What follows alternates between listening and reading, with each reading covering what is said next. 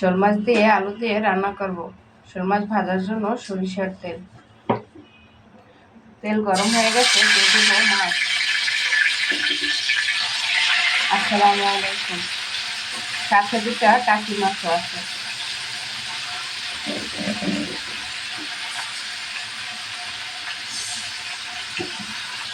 মাছগুলো একটা ভাজা হয়ে গেছে, উল্টিয়ে নেব।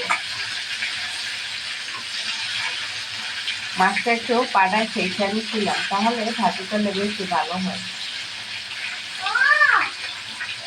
মাছগুলো ভাজা হয়ে গেছে, বাটিতে তুলে নেব।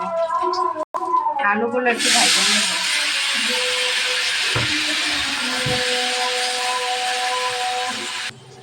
আলুগুলো নাড়াচাড়া করে এপিস ওপিস ভালোভাবে ভাজা নেব।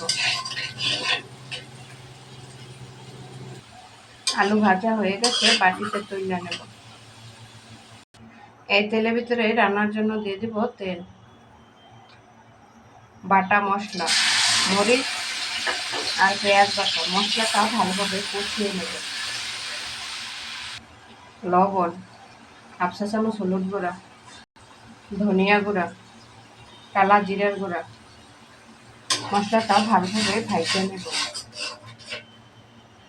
মশলা ভাজা হয়ে গেছে, ভেজে রাখা মাছ আর আলু, এটা একটু 5 মিনিট কষিয়ে নেব। কষানোর জন্য একটু ঝোল দেব।